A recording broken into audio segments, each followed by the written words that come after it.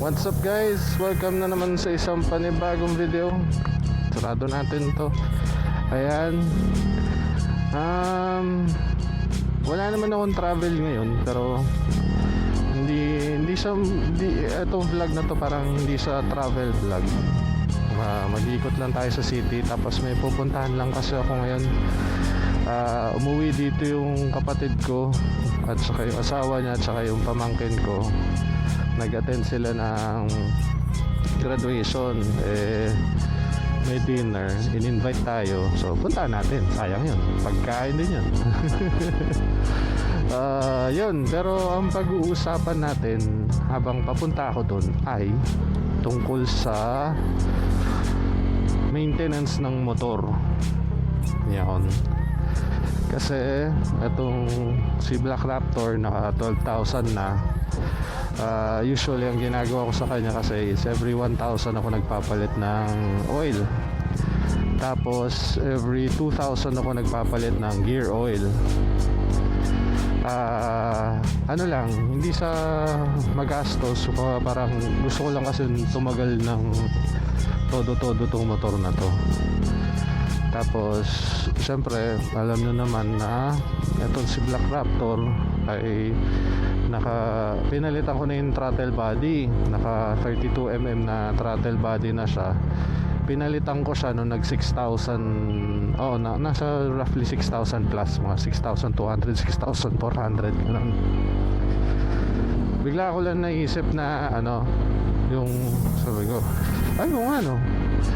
palinis din na kaya ako ng throttle body, kasi recently napapalitan ko na yung fuel filter niya nung this first week ng July ata. Napapalitan ko na siya kasi yun yung plano ko nga na una kong palitan is lahat ng filters, fuel filter, air filter, tapos yung linis nga ng throttle body.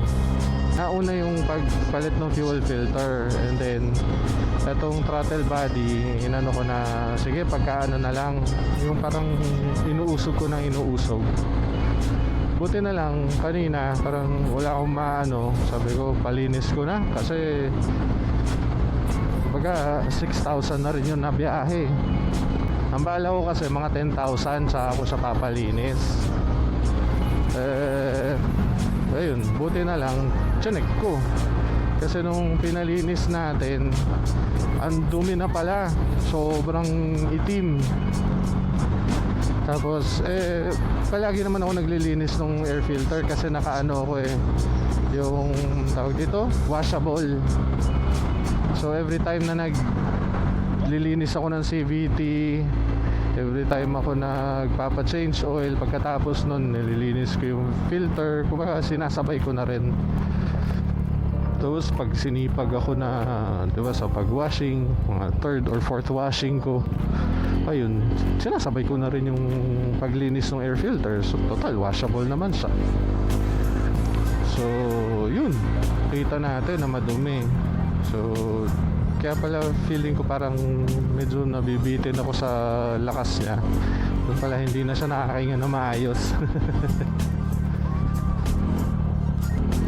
At least ngayon, nung pagkalinis, yun, nagkaroon lang din ng aberya, kasi nung pagkalinis, so nakabit, okay na lahat, lumakas siya. Naramdaman ko, lakas. Problema, yung minor ang taas. Sabi ko, sige, ako na lang mag-aayos na ito.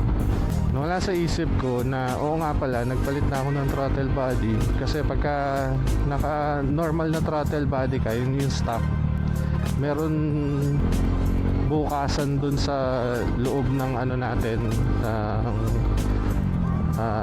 underseat carriage natin. May maliit na butas dun. Pag tinanggal mo yun, may makikita ka na flat screw. Yun yung inuusog.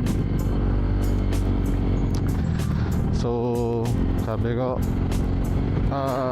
madali lang yun pagka naka-stock na throttle body ka, pero pagka naka aftermarket ka na, iba na yung position nun.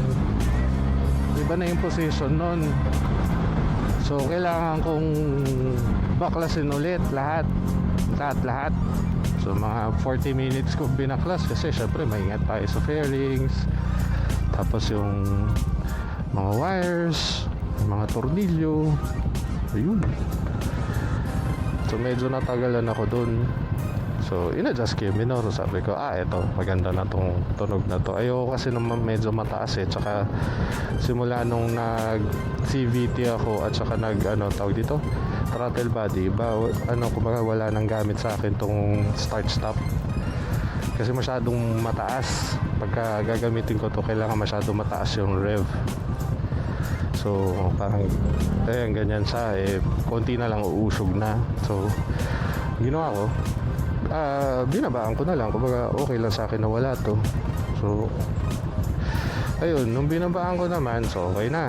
Ang ginawa ko naman, naglinis ako ng CVT kasi syempre may nalinis na iba so linis ako CVT, okay naman, wala namang problema. Nung pinaandar ko na ulit, nasobrahan ko pala yung pagkababa nung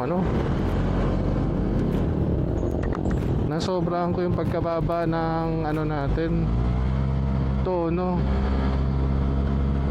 So imbis na baklasin ko ulit lahat, ang ginawa na lang natin is kinapa ako sa ilalim kasi gumagawa ako ng CVT nun. Kinapa ako na lang sa ilalim kung nasan yung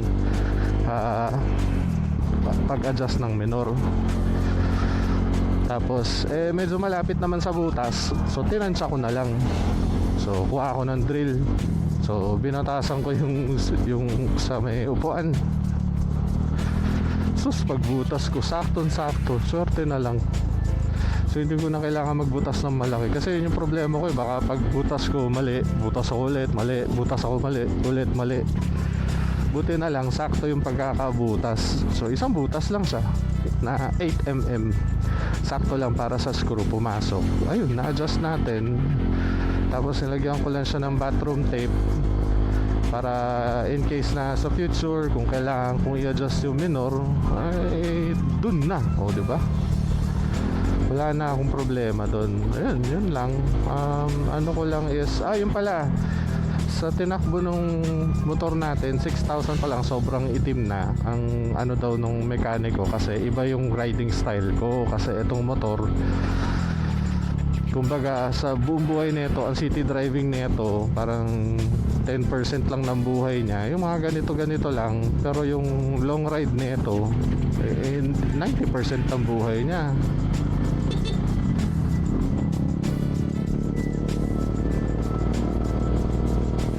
So yun, mostly long ride, mga 100 kilometers ang takbo, non-stop, 200, 75, 80, ganon.